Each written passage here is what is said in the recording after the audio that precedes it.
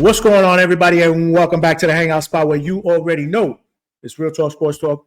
Live from my man cave, it's your boy Johnny. And let's mix it up a little bit and let's talk some football because football season is right around the corner and my beloved Jets are less than 2 weeks away from their first game of the season on Monday Night Football with the Niners. So I have a very, very special guest. He is the host of Let's Talk Jets Radio, a dude that I've been following for a couple years now. One of the podcasters who actually inspired me to start doing videos on YouTube because he keeps it real, man, just like me. You know how we do here at the Hangout Spot. We keep it real. He keeps it real. He loves the Jets. But sometimes when they need some tough love, we got to give them some tough love. So without further ado, I want to bring in my man, Tyson Rauch from Let's Talk Jets Radio. My brother, welcome to the Hangout Spot, man. Bro, thank you for having me. I like this little setup you have too, man. Like, I'm ready to drink a beer and chill out over there. Dude, that's what it's all about, man. If you want to crack a cold one and you want to do this, that's how we do it, man. I mean, listen, I created this theme so that all my guests feel like they're here with me. They're here just chopping it up, talking sports, talking boxing, and talking Jets. Those are my true passions, and I know how you do with the Jets. And here we are. It's go time, man. Less than 2 weeks away, man. It was rough. It was a rough ride. And I got to be honest with you, your show kind of helped me get through the tough times last year, right? Because what we do, what you guys do, it's like therapy, you know, and God knows we needed that shit last year, man. Yeah, last year, you know, it's like the anticipation of Rodgers finally playing for the Jets and this big year ahead, and 4 plays in he goes down. I was actually there, and you're like, not again. Like, we cannot have our heart broken again. And you're like, all right, maybe they'll rally around Zach Wilson. Like, you started lying to yourself at that point. Maybe they'll win with Zach Wilson, and we all knew we weren't going to, but it's like, we wanted to believe so bad, and week by week, we just like, I cannot believe we're going through this again. So we got our asses kicked. We lost, disappointment, a lot of questions, no answers. But now we bounced back in this offseason. Now it's like we're all back. Like we all bought in 100%. Bring on the 49ers, bring on the playoffs, everything else. But it's exciting, man. As Jet fans, if you can't be happy and excited now, I don't know what you're doing. I agree. But yeah, last year was a heartbreak. It's almost like we can't have nice things, right? You know, the expectations were high, but listen, it could be a blessing in disguise. I'm going to be a little optimistic, obviously. Maybe a year of rest for a quarterback that's entering, 40 years old may not be a bad thing. The Jets did have a pretty solid offseason, and I want to get your take on that. But it really doesn't surprise me because this is what Joe Douglas does, right? I mean, the off seasons are usually pretty solid. My question mark with him has always been what happens during the season. Yeah. You know, when, there's adversity, where there's injuries, like, are you asleep at the wheel, right? So those are the biggest complaints I had last year. I didn't think that the season should have been lost, but it was. But anyway, let's get beyond that. This offseason, I thought the draft was pretty solid. I thought the offseason moves were pretty solid. What's your take on what they did in the offseason as a whole? He honestly surprised me because he did a lot with very limited resources. The Jets didn't have outlandish cap space. They didn't have like all the, a fortitude of picks. Like, I can do all kinds of stuff. No, he had to he surprised me at Tyron Smith. I never thought Tyron Smith's coming to the Cowboys. Never saw that happening. Morgan Moses came out of nowhere. You're like, what? We all love Morgan Moses when he's here. He came here. Mike Williams, you're like, what? I know he's coming off an injury, but it's like move after move. You're like, all right, because if we're being very honest, Joe Douglas's free agent moves haven't been all that great over the years. He's had a lot of misses, and we're paying for it this year, all the dead cap space. So, but he did a lot with little. It's quality guys, high character guys, leadership guys, and you have to like it, man. It's just, and even the draft, he brought in pieces where it's like, all right, it makes sense. I understand the blueprint now. Like, you can finally see a vision with the Jets. Minus the Hasaan Reddick thing, because that makes no sense to me on so many levels. I don't understand it. I wanted to get your take on that. We'll circle back on that. Yeah, but I mean, overall, like you're going into right now, and I get ripped for this. The Jets on paper have one of the best teams in the AFC. They should be the favorites to win the AFC East. They should be top 3, top 4 in the AFC, assuming Aaron Rodgers stays healthy, because they have legitimate game-breaking talent on both sides of the ball. And this isn't like just being homer, like, oh boy, I'm drinking my green Kool-Aid. Look at the talent, the honest talent on the team. Garrett Wilson, Breece Hall, Sauce Gardner, Quincy Williams, Quinnen Williams. I mean, dude, they're everywhere. So it's like they had the talent. They have no more excuses. I mean, Reddick could be a big addition, but I mean, they have to win 10, 11, 12 games and be legitimate contender this year. And if not, people should get fired because anything less, it's inexcusable. It really is. Listen, you preaching right now, and that's the reason why I rock with you, man, because you're right. I mean, on paper, I agree. I think the Jets have one of the best rosters on paper. The only thing about it is, it almost seems like even the people in the media, like I read all this stuff on social media, and I'm watching all these these guys on the sports talk shows. Like, if this roster was given to, let's say, another team, they'd be giving them props for a team that could compete for a Super Bowl. It's almost like they still don't believe in us, even though, there's still questions. Can we win the division or whatever? I think with this roster, we should win the division. Again, it all bars on health, a lot of other things with coaching, which we'll get into in a second. But why is it that the media can't buy in? Is it because of the whole aura of the Jets, same old Jets? Well, I think it's threefold. It's the Jets have never proven anything. They haven't been to the playoffs in 13 years, whatever. It's a ridiculous number at this point. So you have that, the lovable losers. They always find ways to lose, always find ways to get heartbroken. Last year, Aaron Rodgers falls apart. So you have that. You have the fact that a lot of people don't like Aaron Rodgers. They don't like him, dude. They don't want to give him credit. They don't want to see him win because he's a prick. He rubbed people the wrong way, right? You have that. Then you have the coaching staff, which is a complete unknown where nobody likes Hackett. You can make a really good argument he should have been fired last year. After being fired in Denver, he comes off as very incompetent, where Rodgers has to bail him out. The other piece of that is Saleh. Is Saleh a winning head coach? As of today, he's not. He's got a lot to prove. So you have talent, but does this team know how to win in a big spot? Can this team win consistently? They haven't proven that yet. Can this coach do it? Can the coach, like you mentioned before, when they face adversity, how do they handle it? He's kind of failed that in the past a little bit too. I mean, they rallied around him, but sticking with Zach Wilson was ridiculous. Not having a backup in place for him was ridiculous. So, but then you have Tyrod Taylor, but there are some question marks. And then what can you expect of a 40-year-old Aaron Rodgers coming off a significant injury? So I can see why there's ways to poke holes at the Jets, but there's also ways to say, this Jets team should be very good. And I choose that path because they're due. I mean, they're healthy coming out of the preseason. There's talent, there's leadership, there's veterans, there's accountability. So if there is one thing I think that could hold them back, it could be coaching. Yeah. Aside from Hasaan Reddick, like I said, which we'll get into in a second, what would you grade the entire offseason?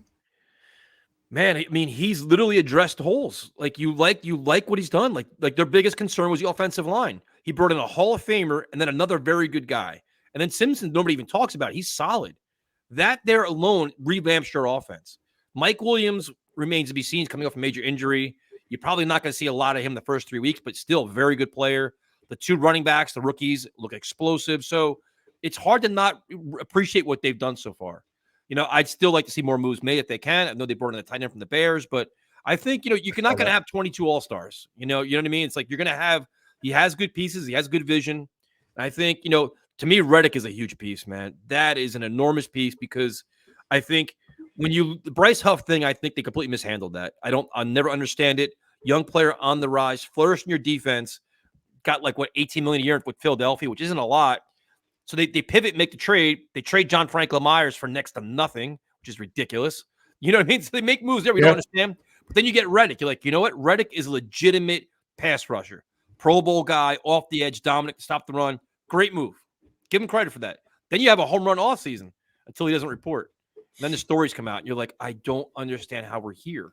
It doesn't make any sense for him or them.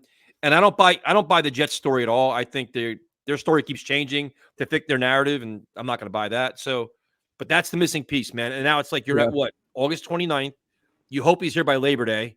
If he's not here by Labor Day, I think he will be because he's doing an appearance somewhere. And then it's like, then it's going to be ugly, man. Wow. Listen, what would the Jets be without a little bit of controversy, right? Like nothing can ever be perfect for us. I think this is going to be something that's going to linger over the Jets' head. The crazy thing about it is you got fans out there, and correct me if I'm wrong. I mean, I don't think it's Reddick's fault, to be honest with you. I mean, these guys. I mean, maybe. Well, let me rephrase that. Maybe there is some fault there, but you got to understand. You have to know what you're getting into. He wanted out from the Eagles for one reason and one reason only. He wanted to get paid. They didn't want to pay him, so they decided to trade him. Like, you don't trade for a player unless you have a plan in place to pay him. 100%. And Tyson, correct me if I'm wrong, there's no such thing as verbal deals anymore or handshake deals. Yeah, you know what? We'll simmer down and we'll play the season out. It doesn't work that way, man. These guys want to get paid. You know, so I kind of think that the Jets and Joe Douglas kind of fumbled that whole situation because like you said, to your point, they had a guy in the locker room already, homegrown, younger, that would have been cheaper. That already is, he's already a system player. He knows how to play in a system. Just play him a little bit more than other than third downs, and the potential was sky high. I don't get it. In theory, like I said, in paper, when they did it, I was like, wow. Yep. I mean, he's the perfect piece for a team that's ready to rock and roll and ready to win. But here we are again, man. I did not know that he was in the area. You just told me that. Well, he's smart. The agent's getting smart now. They're like, all right, the Jets have been spewing out their story for the last 2 months. We're going to start sharing our story a little bit. So now you're seeing the workout videos. He's in shape. And then he's doing an appearance at a Jersey City school where he's giving back, I think it's like books and stuff for all the students in Jersey City. Convenient on September 3rd, whatever it is. So now he's going to be in Jersey City doing an appearance, giving back to students, which is amazing. But guess who's going to cover that? The media. Guess what they're going to do? They're going to ask him questions. And now the story is going to spin a little bit. So now he's going to play hardball too. But to your point, though, when you trade for a player, you have discussions. What kind of money are you looking for in your new deal? And now where the Jets have screwed up is initially they said, we didn't offer him a new contract. He agreed to come here under his current contract. Well, that's bullshit because there's nobody in their right mind who's earned a new deal is going to say, sure, I'm not going to play for the Eagles with no guaranteed money. I'm going to play for the New York Jets with no guaranteed money. Who is going to agree to that? So the Jets tried to put that out there. And if you have any kind of common sense, it's not true. So then the story was like, oh, we offered him a contract, but he said no. Okay, well, that's a red flag because before my trade, if I'm offering you money, you're saying I'm not going to accept that. All right, can I get a deal done with you then? Can we even make this work? So now they don't get a deal done, but they feel confident they can get a deal done. All right. And now where I think Reddick screwed up was he didn't report. To be honest with you, if I was Reddick, I'd be like, all right, you want to play this game? I'm going to show up. But guess what? My hamstring kind of hurts today. I'm not going to practice. My back kind of hurts because now I'm in your building. You can't find me. I'm here. I don't feel good, though. I think I have a cold. And day by day, you can't find me. And now I'm a distraction. And guess what's there? The media reporting on it. Now you're a pain in the ass. So to him staying away was actually worked against him. Where I'd have been like, I would have showed up. And Joe Douglas keeps saying, if he's in the building, we'll negotiate. I would have been in the building 2 months ago. I wouldn't have got fined $4 million. I would have made all that money. I would have been smiling, getting the suntan, watching practice, hanging out with Aaron Rodgers, and not practicing at all until I got my deal. Like Ayuk just got paid. What did he get? Like $120 million, whatever it was? It worked for Ayuk. It's working for everybody else. He should have showed up, dude. That's where he made a mistake. No, that's a great point. That's an excellent point that I think a lot of fans are going to miss. And I am here with Tyson Rauch from Let's Talk Jets Radio. Were there any surprises with the 53-man roster? Like, for example, maybe keeping just 2 quarterbacks. I know 2 tight ends. I know they just picked up Brendan Bates. But anything that caught you off guard? Yeah, I'm the whole 4 running back thing was interesting to me. The keeping Izzy. I know he's improved. He looks a lot better. But that resource was kind of like, all right, maybe you can keep a tight end like Ferkser, but then he went to the practice squad. It's just not bad there. I think they're a little light at safety. Wide receiver, too. Now Brownlee's on the practice squad. Like wide receiver, I look for an upgrade there. But there's still tinkering to be done. I think the fact they have this much young talent is awesome. To be able to keep 3 undrafted free agents is amazing. That was great. Other than that, I think it was kind of Ferkser I wanted to stay. He's still around. Other than that, I think Izzy was the only piece. Everything else kind of made sense to me. Right. When you to circle back what you said about the wide receivers, that was going to be my next question. How comfortable do you feel with this wide receiver room? I'm not for a couple of reasons. Mike Williams is still not 100%.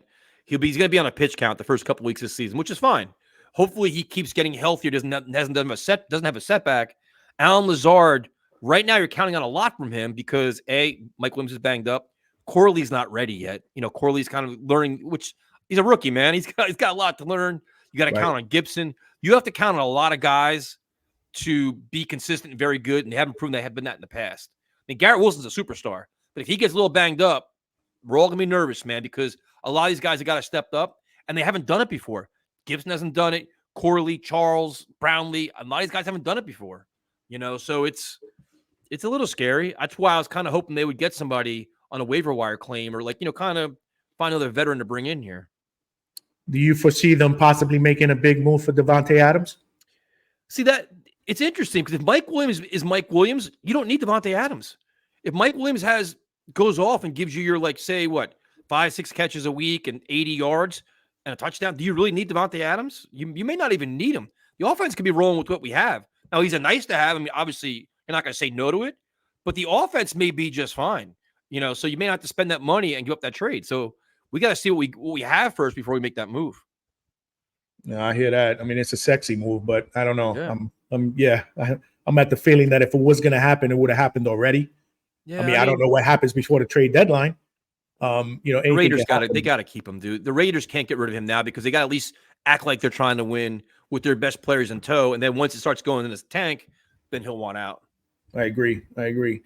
With the running back room, as deep as it is with this young talent, do you see this as being a run first team?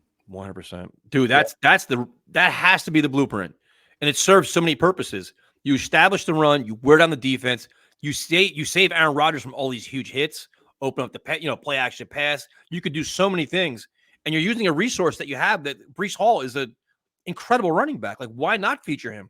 So that has to be it, man. Like I said, like I was telling somebody yesterday, if Aaron Rodgers goes like 21 of 27 for 240 yards every week and say 2 touchdowns, the Jets are going to win 12 games. I mean, he doesn't have to do a lot. Run the ball. Let Breece be him. Braylon Allen looks awesome in terms of like just a bulldozer. Why not run the ball? It makes it easier for everybody. Yeah, no, I agree. He's a horse, man. You got to ride him. Why not? And which brings me to my next point, the coordinator. So here's where I am with that. And to be honest with you, I mean, I did a couple of good videos just ranting about the coordinator and the head coach that got me a lot of views. So I guess it was a blessing in disguise what happened last year. But I'm just hoping that Aaron Rodgers is able to mask a lot of the deficiencies from Hackett, because I wasn't impressed at all. I mean, I think it was at one point in the season, correct me if I'm wrong, where in the middle of the season, he put out a quote that said, I didn't even think Breece Hall was this good of a pass catcher. Like, how the hell does that happen? How does that happen? Yep. You know what I mean? So I guess my biggest concern is he going to be able to put this thing all together? Because like you said, the talent is there, but, we need somebody to be able to put it all together. How do you feel about Hackett now that Aaron is around? That's a good question, because I don't have a lot of faith in him. And it's just, it goes further than just not having Breece catch the ball. You literally watched Mekhi Becton or Dwayne Brown get torched off the line of scrimmage, and they never gave him help. Like these guys are on an island getting beat play after play. No adjustments. Put a running back in the backfield. Put a tight end on their side. Do something to adjust your coverages, your protection. They weren't doing that. They weren't taking advantage of mismatches. Breece Hall's a great example. Like, you have talent that they weren't using. So it's like, why not? And that's your game plan. And then you wonder, like, what is Salah watching? Like, dude, I like to drink beer, watch the game. If I could sit here a couple of beers in and I say, why don't we make an adjustment here? Why don't we do this? And you have a coordinator that doesn't know what he's doing, and you have your head coach with his arms full of watching. He's not making adjustments. Like, hey, man, change the left tackle. He's struggling. So you have to think that they had a year of self-scouting. They got to go, look at themselves, like, where did it all go wrong? And I'm sure Aaron Rodgers was telling them, listen, well, that's not going to work. That's not going to work. Why did you do this? So he's probably got a much bigger say in the locker room, a bigger say in the playbook, and he should, because you don't have faith in the coaching staff. You just don't. So the one thing I don't think he is going to do is like audible every play. I think they're going to have a set, play calls that they're going to do. And as looks come up, he'll make modifications. But I mean, still a lot of it's on Hackett. It's on his table, man. He's got to change what he did last year because it wasn't working. Yeah, no, I agree. Another thing too is the O-line, right? You said it earlier. We beefed up the line. Yep. I think Olu was a good pickup. It wasn't the sexy pick, but it was a necessary pick. And so far in preseason, he's been looking good. The good thing about picking up Tyron Smith is you don't have to rush him into action, so he gets a chance to kind of sit back and learn from one of the best to ever do it. But I'm not a Keith Carter fan either, man. Yep, and that's but there's neither am I. Last year triggered me. Like, I was out of my mind watching bad line play.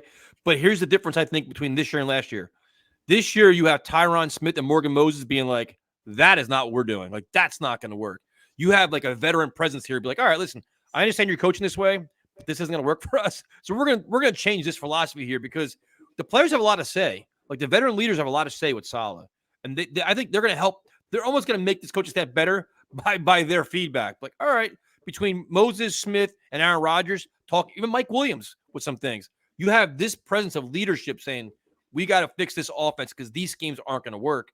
That's going to help them because they needed the help too. That's why they wanted to hire a friggin' kind of a consultant for Hackett to help get insight on the offense. So I think the veteran guys are going to help him with that too. Yeah, no, that's a great point. That's a great point. Who do you see at the bookends besides Tyron Smith? Who do you see on the other side starting? It's Morgan Moses. It's got Morgan. Yeah. And then the line rounds out with what? Tippmann in the middle. Who do you see at the? It's Simpson. Then the other guy we don't talk about is AVT, who's been hurt back-to-back years. Good point. Pro Bowl talent, great player, just hasn't been healthy. And they're moving around, right tackle, left tackle. So now he's got one position, but I think he benefits too by having Morgan Moses next to him. Like he can just focus on being a Pro Bowl player. He just got to stay healthy, man. Tyson, am I crazy to think? Because I've been thinking this the last 2 years. That the reason why he's always getting hurt is because they're moving him around a lot. Am I crazy to think that? They jerked him around like crazy, man. And that's why I started getting nervous with Olu. I'm like, Olu just came to the NFL. He's been a left tackle his entire life. And then they're like, well, we're going to play him at right tackle this week. All right, I understand why you're doing it. I completely get it.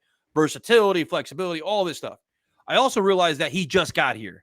Let's make sure he's a very good left tackle because Tyron Smith's probably going to miss 3 games this year. Being fair, he's probably going to miss time. He misses it every year, and that's fine. If we get 14 weeks of great football, I don't mind the 3 that are off. But those 3 that are off, let's make sure Olu's ready to play. And moving him around kind of pissed me off. I'm like, I just don't want it. We just saw this with AVT. We literally just saw this. And they said, we learned our lesson. We're not going to move AVT again. Then why are you moving Olu? Like, he's a rookie, man. Let's get him, comfortable. Right? Like, it's not. You're not lying, man. You're preaching. Like I said, this is why I watch you, man. It's crazy the stuff that this team does. And it all falls back. Like I said, I am an old school guy. When there are problems with the coaching staff, you got to look at the head coach. Yep. He's the leader of the pack. He has the ability to get on the headset and go, stop. We're not passing the ball anymore. Let's start pounding it on the ground. Yep. The penalties. Don't get me started with the penalties. Yep. So I guess this is a good segue to get into Salah, right? Because last year it was disgusting. It really was. And like I said, I mean, when you got guys literally every single week that are just committing bonehead penalties, negating big third down plays, taking away first downs, and then on the very next play, they're back in there. Like, I think there's something wrong with that. Like, why not pull a player, make an example out of him, make him sit a series, something? And it's just he doesn't do it, and it continues to happen every week. In fact, the last 2 years have been the same thing. That's the biggest fear or the biggest gripe that I've had with Salah. I'm a fan of Salah, the guy, the person. He's a good guy. He's he's very optimistic, positive. I'm a fan of Robert Saleh, the defensive coordinator. Mm-hmm. I think he's an excellent defensive coordinator. I'm not a fan of Robert Saleh, the coach. Nope. I just think that, at this point in his career, he's coordinator material. I don't know about coach. It remains to be seen. He's going to get a shot to show people he's a good coach with a real quarterback. So if he can, like for example, I've had a lot of Jet fans saying for years, well, you got to cut him some slack. He's never had a quarterback. Okay, well, we can't say that anymore, right? Nope. If he stays healthy, so yeah, but how are pre-snap penalties the quarterback? False starts, offsides, right. Like that. Like I'm probably one of the biggest Salah critics there is because I understand a lot of things with him, but he was in over his head for a long period of time, and he made a lot of ridiculous mistakes, and there was no accountability. So then, like in the beginning of this offseason or this preseason, it was like if you had a pre-snap penalty, you were taken out of the game. Like, perfect. Finally, accountability here. Then you watch the preseason game. Chaz Surratt has a stupid penalty. He stays in the game. I'm like, are we back to this already? But now it's like for all the solid defenders, this year is your year. He has literally one of the best rosters in football with a Hall of Fame quarterback. There is no reason for this is on you now. If this team doesn't make the playoffs, you're fired. Hands down, no excuses. You got a backup quarterback too now. But he's got a lot to prove, man. There's a lot of things that questionably happened that gets lost in all the losing. And a lot of times it was him, and he gets enamored with the wrong things. He can't explain things that are going on. Like now he's involved in the offense. Why are you involved in the offense the last couple of years?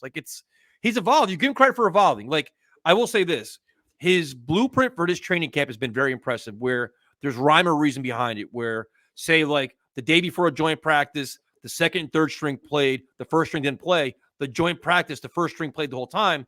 They got a crazy amount of reps. You're like, you know what? That makes a lot of sense. 1 versus 1, maximize the reps. You're getting really good practice time. So when they explain what they did, I'm like, oh shit, Salah's finally growing up as a coach. Now you passed your offseason test, your preseason test. Now you got to show it in the regular season come week 1 on the road, against one of the best teams in football. Right. But he's got a lot to prove, man. Game management, time management, a lot to prove. Yeah, and one of the reasons why I'm gonna say that I have hope is because of what you just said. I heard you, with Ian this past week on your live podcast, and you were mentioning the same thing. So I'm hoping that he's finally turning the corner. I was one of those that I didn't really want him back. No. I hate to say that. Well, I definitely didn't want Hackett back, and I didn't want Keith Carter back. Nope. I can live with Saleh, right? If he brings in the right coordinator and the right offensive line coach, but they're all here, right? So this is what we got to deal with. Again, my biggest hope is that whatever deficiencies we have from a play calling standpoint is masked by Aaron Rodgers. I think they can be. Obviously, he's smarter. He's going to he's going to deliver the football faster, yep. And not hold on to it like like the disasters we've been seeing the last couple of seasons. Yeah. Because Tyson, I got to say, this is one of the best defenses in football. Mm-hmm. When we don't score points too. I mean, I got to see this defense play with a lead, man. How good can this defense be when we finally have a touchdown, a 10-point, a 13-point lead, man? Yeah. I mean, do you think that this could be or is already the best defense in football? They've got to be top 3, top 4. Like Reddick to me is a missing piece because, like, we love Jermaine Johnson. Will McDonald's got a lot to prove, man. So you got to hope maybe Tack McKinley gives you that burst off the edge. Like Reddick's a big piece of that. That's your pass rush you're really counting on. But you have 3 excellent corners. You have good interior linemen, good linebackers. And now, like you said, like, can you imagine them playing with a lead and they could take chances? Like last year, they had to be perfect week in and week out. They gave up 10 points, they were losing. 12 points, it's over. 10-0, right. Game's over, we're not scoring points. They had to be perfect every week. They could actually take chances, be more aggressive, get more turnovers, get more interceptions, not worry about blowing every – like they can be – it's going to be so much fun to watch. And then you'll see Sauce Gardner get his picks. You'll see like a lot more game-changing plays on defense because they'll have opportunities now to get after it. Yeah, no, absolutely. And I think bringing back Chuck Clark was a good idea. Yeah. Obviously we didn't get a chance to see him. I mean, he's a veteran guy, played on some great, played on, with a great franchise in the Ravens before that. So I think if he stays healthy, that could be a very, very key signee. But at the end of the day, what are your realistic expectations? I know you said earlier 11, 12 wins. Mm-hmm. Do you think that we can win the division? I think we can. I think we should. We should, right? Like, why not? Like this that's what I'm saying. That's what I'm saying. If the media will sit there and tell you, well, you still got the Bills, in there, you still got Miami who scored a ton of points. But like, listen, I have a tremendous amount of respect for the Buffalo Bills. I like the Buffalo Bills program. I like Josh Allen. Like the Bills are good, dude. They're very good. They lost some pieces. You know what? The Jets are locked and loaded. The Jets beat the Bills with Zach Wilson. Like we can go the Jets can go toe to toe with anybody. Absolutely. So your goal is go 4-2 in the AFC East. Sweep the Patriots, split the Bills and Dolphins. You won 4-2. That's fine. That's all you got to do. But yeah, that's what any Jet fans like. Well, if we can just get 9 wins, nope, not good enough. Win the AFC East. Set the expectations high because if they're not met, people should get fired because enough is enough. You're not going to have more than you have now. It's what do you get? Like you have all stars, you have Pro Bowlers, you have all pros, and you have Aaron Rodgers. That's it. Like win the AFC East. And I'm telling you, dude, the standard has to be high. We have to expect more from this team now. You have to. Yeah, no, I absolutely agree. And it all starts week 1. How do you see week 1 playing out? We're not going to go week to week. Let's just worry about week 1. It's going to be tough on the road against the Niners. Again, Monday Night Football. I don't know why the schedule makers do this to us, but we are here. What do you expect in that game? That's a tough spot, man. One of the best teams in football on the road, and Aaron Rodgers hasn't played in a game in over a year. I think to me, honestly, I hope it's a very competitive game. If the Jets lose, they lose. I'm not worried about it. Because one game doesn't make your season. Because you look at the games after that, they can go on a run, dude. They can win 4 or 5 in a row right off the bat. So you want to see a great effort. You want to see them come out disciplined, smart, fast, physical, aggressive, all that. Give them your best shot and see where you are. I mean, don't get blown out. But as long as they're competitive, I'm not going to be that fan when they lose. Oh, my God, same old Jets. They can't win a game. No. You come back, you turn it around, you come whoop the Titans' ass, you beat the Patriots at home, you're 2-1, and you're fine. Because it's not how you start the year, it's how you end the year. You just They got to get rolling, man. The offense hasn't played together. Like Aaron Rodgers hasn't run this offense yet. He hasn't. So it's going to be tough for both teams. The Jets defense will keep them in the game. They can match up with the 49ers. You're right. And some Jet fans are out of control. If they lose that first game, they're going to fall off. Well, that's the media too. There's a portion of the media waiting for the Jets to lose, but yep, they're a fraud. No, it's like, look at the whole picture. And that's not being like an excuse maker. It's like first game of the season on the road against easily one of the best teams in football. So, and I'm sure if the Jets win, like, oh, it's because it's the first game of the season. So they're not going to get benefit of doubt, but it doesn't define them. Like they should be like 7-3 by 10-game point. They should have that record. You brought up a good point. My last question. Do you think that they should have played Aaron Rodgers a little bit in the preseason, or are you good with the way they handled it?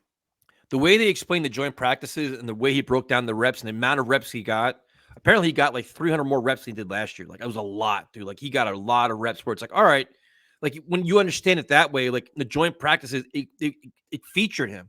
He got 60 more reps. Like, it was like one of the hardest, training camps he's had in like 7 years. So you feel comfortable with it. I think if Aaron Rodgers himself told Saleh, listen, I want to play. Like, I need to play against the Giants on the field in MetLife, he would have played. He's got a lot of power in that building, man. We know he does. He could say, you know what? I want to wear purple shoes. Wear purple shoes. We will all wear them. Like, nobody cares. So I think if you really wanted to play, he would have. But I think he's ready, man. I think they're ready. No excuses. Just come out firing. Like, he's not going to be great right off the bat. There's going to be rust. There'll be a little learning curve for the offense to get used to each other. That's why you want to run the football, because running football is a lot easier than throwing it. And I think they'll be fine.